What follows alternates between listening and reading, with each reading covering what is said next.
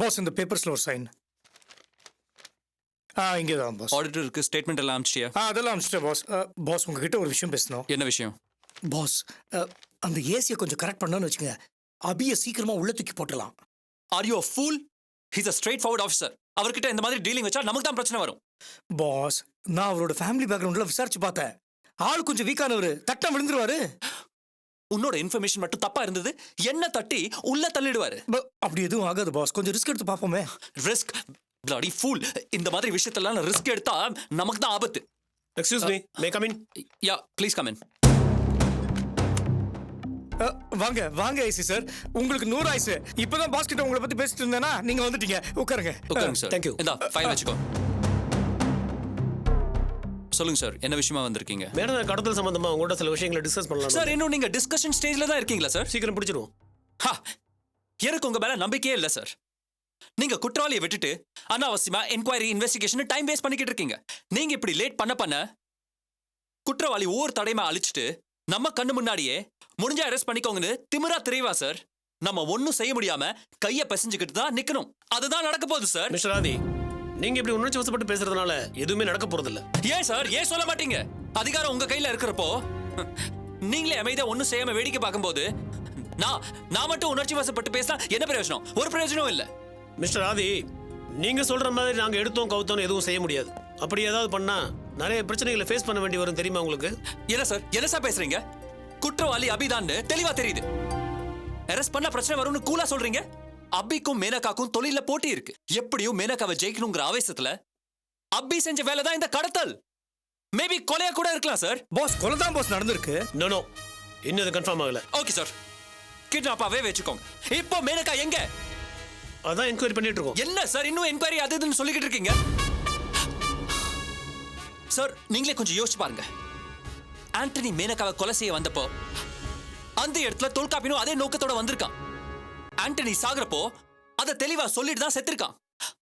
அத மரண வாக்கு மூலமா எடுத்துக்கிட்டு அவனை அரெஸ்ட் பண்ண வேண்டியதுதானே சார்? தொல்காப்பியனை நாங்க தேடிட்டு தான் இருக்கோம். தொல்காப்பியனை தேடிக்கிட்டு இருக்கீங்க, இன்வெஸ்டிகேஷன் பண்ணிக்கிட்டு இருக்கீங்க. ஆனா இந்த கேஸோட மெயின் கல்பிரேட் அபியை விட்டு வச்சிருக்கீங்க சார். அபி சொல்லி தான் தொல்காப்பியன் இதெல்லாம் செஞ்சிருக்கணும். ஏன்னா அபி கன்ஸ்ட்ரக்ஷன்ல Tholkappiyan is one of the main shareholder. ஆமா ஐசி சார், அபியை உடனே அரெஸ்ட் பண்ணிட்டோம்னா எல்லா உண்மையும் வெளியில வந்துரும். That's right. ஆனா இதெல்லாம் அவங்க செய்ய மாட்டாங்க. Am I right? AC sir, நீங்களே கிருஷ்ணனை இன்வெஸ்டிகேட் பண்ணீங்க. அவர் வீட்ல தான் ஆண்டனி தங்கி இருந்தாருன்னு சொன்னீங்க. கிருஷ்ணன் யார் சார்? அபி ஆபீஸ்ல அவளுக்கு விசுவாசமா வேலை செய்யற ஒரு ஸ்டாஃப்.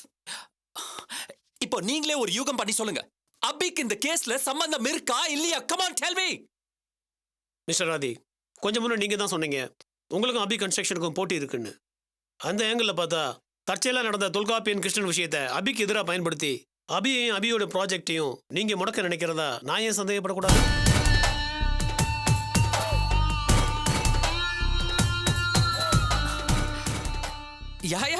தாராளமா சந்தேகப்படுங்க சார். காக்கி சட்டை போட்டு சந்தேகப்படலன்னா எப்படி சார்? ஆனா இது வரைக்கும் என் பக்கம் ஒரு சின்ன தப்பு கூட இல்ல sir. And sir, let me tell you one thing. அபியை நான் அழிக்க நினைச்சா பிசினஸ் ரீதியா அவளை அழிக்கலாம். ஏன்னா நான் வச்சிருக்க டைப் மேனகாவோட. And she is one of the biggest promoters in US. அதனால இவ்வளவு சீப்பா இறங்க வேண்டிய அவசியம் எனக்கு இல்ல. மிஸ்டர் ஆதி, மறுபடியும் நீங்க உணர்ச்சி வசப்படாதீங்க. ஒரு பிரச்சனையை நாங்க பல ஆங்கிள் இருந்து பார்க்க வேண்டியிருக்கு. Tell me, actually what you want me to do? திரும்ப இப்படி கேட்டுக்கிட்டு இருந்தா என்ன அர்த்தம் சார்? அபி அரெஸ்ட் பண்ணுங்க சார். Come on. சாரி, அதுக்கு போதுமான ஆதாரங்கள் இல்ல. அதே மீறி அரெஸ்ட் பண்ணா நிறைய ப்ராப்ளங்கள் வரும்.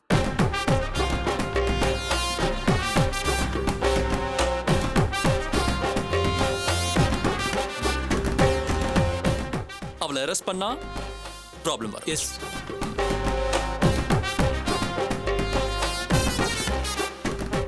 வாங்க சார், உட்காந்து பேசலாம். Please have a seat.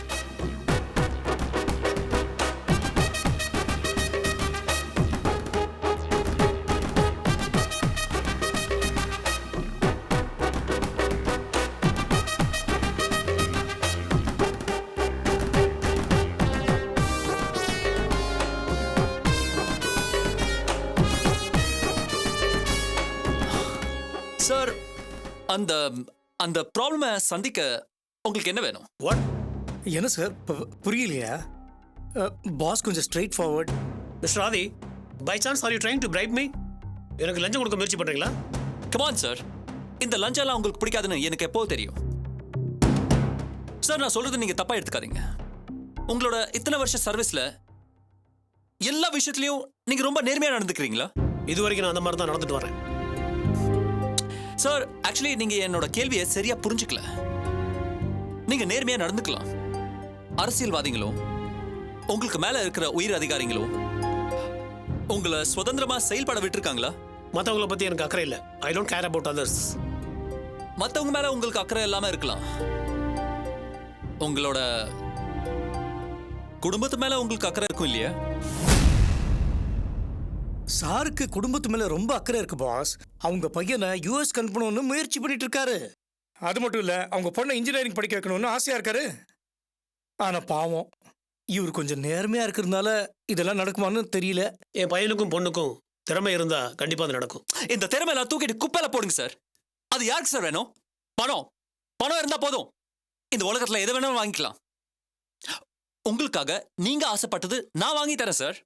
Mister ஆதி, எனக்கு லஞ்சம் கொடுக்க நீங்க எந்த வகையில முயற்சி பண்ண வேண்டாம். சார், நீங்க புரிஞ்சுக்கவே மாட்டேங்கிறீங்க சார்.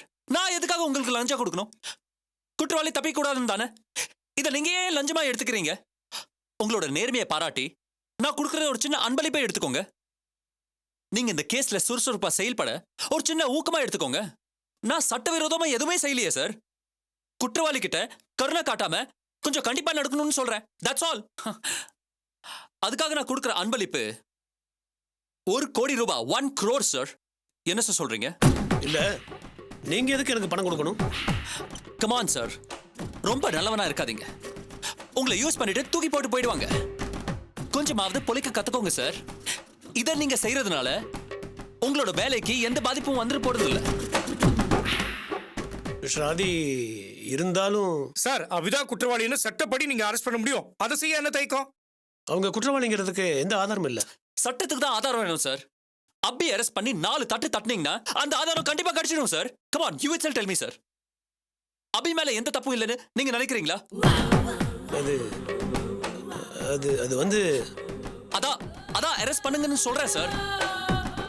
கிரி பாஸ், சாரை கூட்டிட்டு போய் அவருக்கு சேர வேண்டியதெல்லாம் கொடுத்து அனுப்பு. Come on. No, I am not that kind of person. Please, no. Oh, come on, sir. Please, I know I'll about take you. care, boss. Yeah, Giri, take care. வாங்க AC sir, வாங்க please. Please, sir. வாங்கிக்கிங்க sir.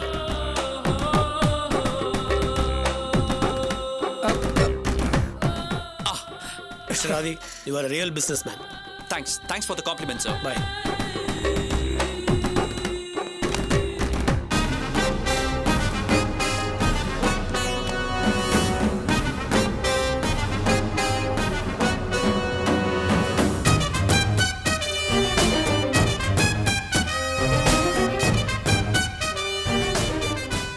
Hey, Abhi.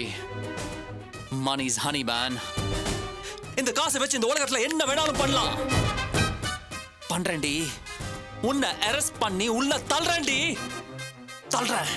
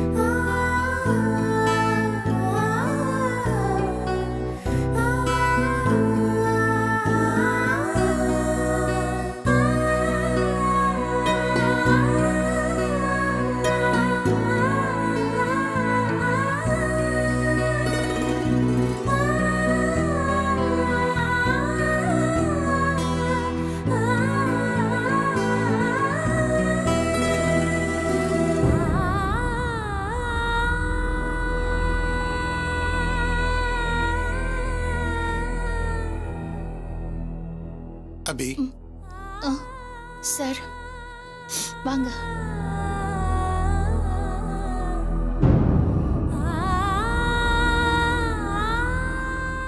என்ன அபி இது அநியாயமா இருக்கு? இந்த உலகத்துல நீதி நியாயம் இதுக்கெல்லாம் மரியாதையே கிடையாதா? என்ன சார் திடீர்னு இப்படி பேசுறீங்க? இல்லம்மா, இப்ப நடக்கிற அநியாயங்கள்லாம் பார்க்கும்போது என் மனசுக்கு வேதனையாவே இருக்குமா. எனக்கு வர கோபத்துக்கு துப்பாக்கி எடுத்து சுட்டலாம் போல இருக்குமா? துப்பாக்கியால சுட்டலாம் போல இருக்கு. உங்களால முடியாது சார். ஏன்? நல்லவங்களால துப்பாக்கி எடுத்து யாரையும் சுட முடியாது சார். அதையும் மீறி சுட்டுட்டேனா?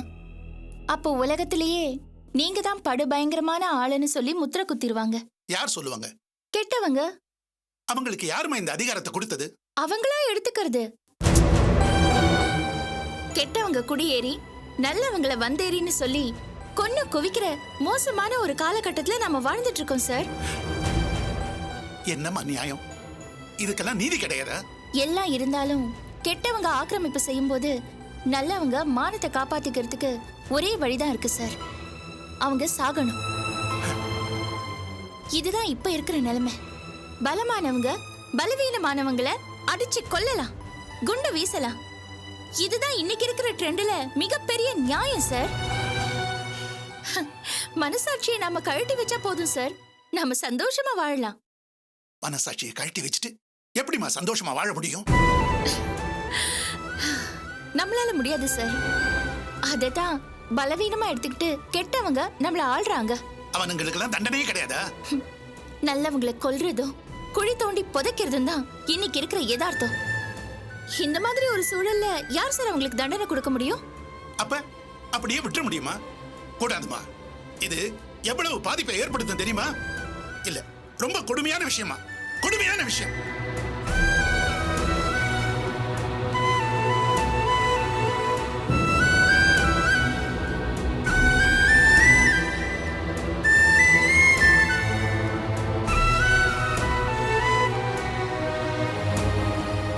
சார்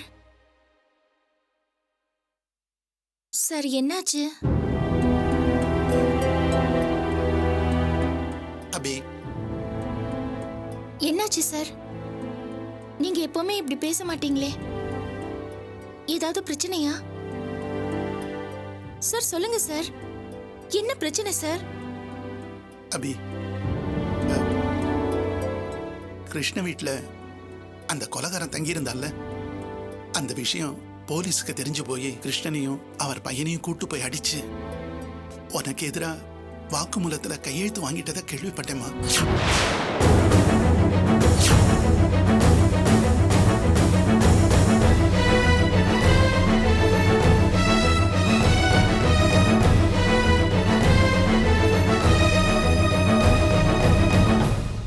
நீ கிளம்புமா. 2 நாள் எங்கேயாவது வெளியில தங்கி இருந்துட்டு செங்கல்பட்டு கோர்ட்ல நீ சரண்டர் ஆயிடு. அதுக்கப்புறம் முன்ஜாமீன் வாங்கிடலாம். கிளம்புமா.